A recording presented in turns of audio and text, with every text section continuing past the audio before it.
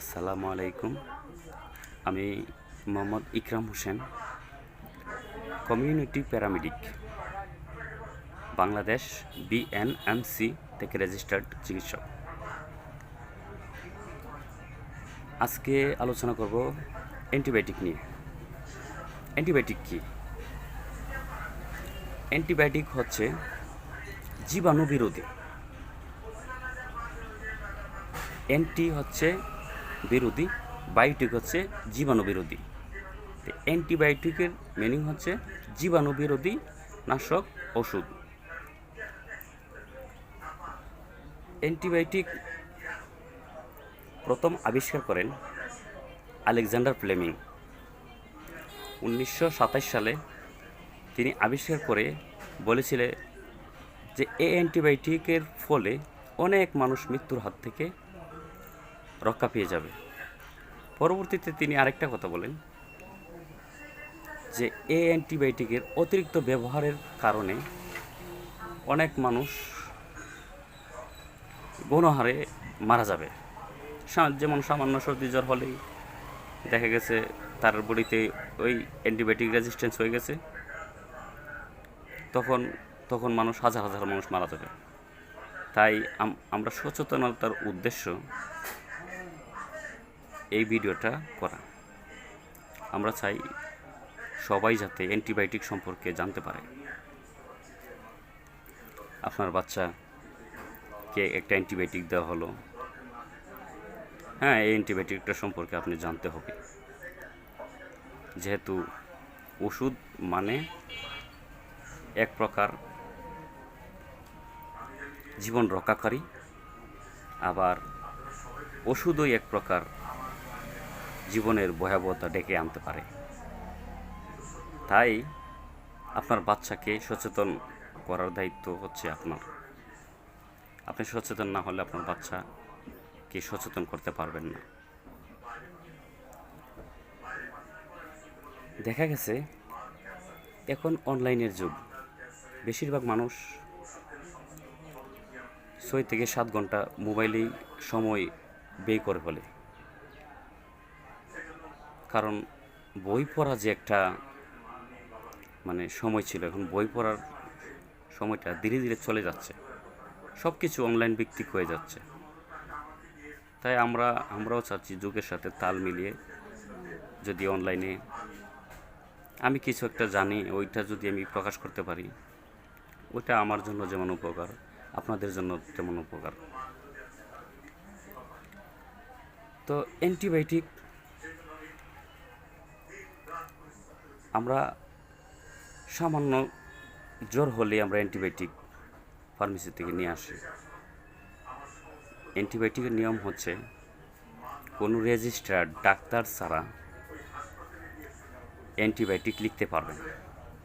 ডাক্তারদের আবার লিমিট করা আছে যে তুমি এতটা ওষুধ লিখতে পারবো, এতটা ওষুধ লিখতে পারবো, এর বাইরে তুমি লিখতে পারবো না। সবারই রেস্ট্রিকশন দেওয়া আছে। কিন্তু দেখা গেছে সামান্য ডায়রিয়া হলে আমাকে 2টা ট্যাবলেট দেন, অ্যান্টিবায়োটিক দেন, 2টা ট্যাবলেট দিলে হয়ে যাবে, কারণ তার ফার্মেসি থেকে চেয়ে নিয়ে যাই। কিন্তু আমাদের ওষুধ প্রশাসন আইনে আছে, বলা আছে যে যদি কেউ প্রেসক্রিপশন ছাড়া, রেজিস্টার্ড ডাক্তারের প্রেসক্রিপশন ছাড়া কোনো অ্যান্টিবায়োটিক দেওয়া হয়, তার নামে অর্থদণ্ড আইন করা আছে। কারণ আইন ঠিকই আছে, কিন্তু আইনের ব্যবহারটা কম। আমরা জনগণ যখন অ্যান্টিবায়োটিক সম্পর্কে, এর ব্যবহার এবং ক্ষতি সম্পর্কে যদি না জানি, তে আমরা সরকারও পারবে না এটা সচেতন করতে। অ্যান্টিবায়োটিক অতিরিক্ত ব্যবহারের ফলে অ্যান্টিবায়োটিক রেজিস্ট্যান্স হয়ে যায়। পরবর্তীতে দেখা যায় যে একটা অ্যান্টিবায়োটিক মানুষের বডিতে গিয়ে প্রথমে কিডনি হয়ে যায় এবং প্রস্রাবের মাধ্যমে বের হয়ে যায়। কোনো অ্যান্টিবায়োটিক দেখা গেছে 24 ঘন্টা কাজ করে, যেটা এক বেলার ডোজ।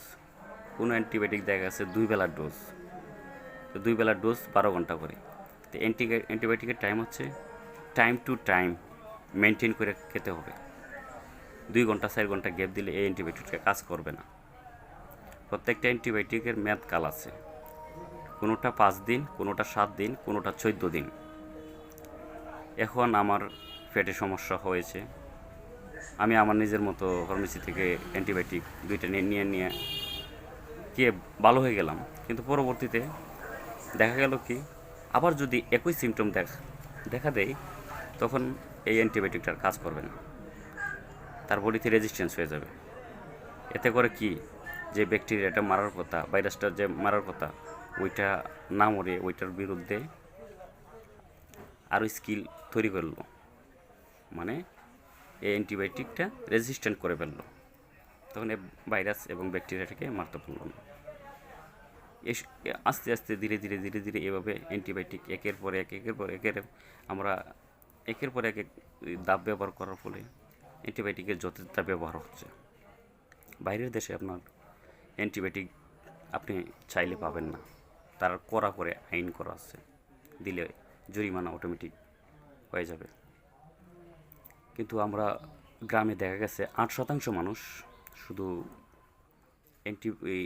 রেজিস্টার্ড ডাক্তারের অ্যান্টিবায়োটিক মানে প্রেসক্রিপশন দেখায় অ্যান্টিবায়োটিক খায়, কিন্তু আর বাকি সবাই ফার্মেসিতে গেল যে আমার এই সমস্যা দিয়ে দাও, আবার নিজেই বলে যে আমাকে এমুক অ্যান্টিবায়োটিক দেন। যেখানে অ্যান্টিবায়োটিক লাগতেছে না সেখানে অ্যান্টিবায়োটিক প্রয়োগ করতেছে, এতে করে পরবর্তীতে তার কিডনিতে এফেক্ট আসতেছে। আর একটা মানুষের কিডনি যদি অকেজো হয়ে যায়, পরবর্তীতে তার মানে লাইফটাই তার ঝুঁকির মধ্যে পড়ে যায়। সো আমরা কোনো সময় নিজের ইচ্ছায় অ্যান্টিবায়োটিক কিনতে যাব না। আর অ্যান্টিবায়োটিকের ব্যাপারে আমাদের সচেতন হতে হবে। এটা যেমন মানুষকে দ্রুত ভালো করে, পরবর্তীতে দেখা গেছে এটা আবার মারাত্মক ক্ষতি করে বসবে। তাই আমরা এখন থেকে অ্যান্টিবায়োটিক সম্পর্কে সচেতন হয়ে যাই, অযথা অ্যান্টিবায়োটিক আমরা প্রয়োগ করব না। তো যারা এই এমবিবিএস ডাক্তার আছেন, তারা তাদের ইচ্ছা মতো ওষুধ দিতে পারবেন। তারা ওষুধ দিতে গেলে অনেক সময় দেখা গেছে বিভিন্ন টেস্ট করার পরে কোন অ্যান্টিবায়োটিক দেওয়া যাবে তারা নির্ধারিতভাবে দিবে। আর আমরা যারা পল্লী চিকিৎসক, আমরা অ্যান্টিবায়োটিক আমাদের একটা রেস্ট্রিকশন আছে যে আমাদের অতটা ওষুধের ভিতরে আমরা দিতে পারবো, এর বাইরে দিতে পারবো না। তারপর আমরা চিন্তা করব যে অ্যান্টিবায়োটিক না দিয়ে কীভাবে চিকিৎসা দেওয়া যায়। অযথা অ্যান্টিবায়োটিক আপনারা কিনবেন না এবং মৃত্যুর ঝুঁকি বয়ে আনবেন না। তবে আমরা চেষ্টা করব প্রত্যেকটা বিষয় নিয়ে আলোচনা করার। তবে আগামী পর্বে চেষ্টা করব অ্যান্টিবায়োটিক রেজিস্ট্যান্স হওয়ার ফলে কী ক্ষতি হয় এই বিষয় নিয়ে আলোচনা করব। ধন্যবাদ। আসসালামু আলাইকুম।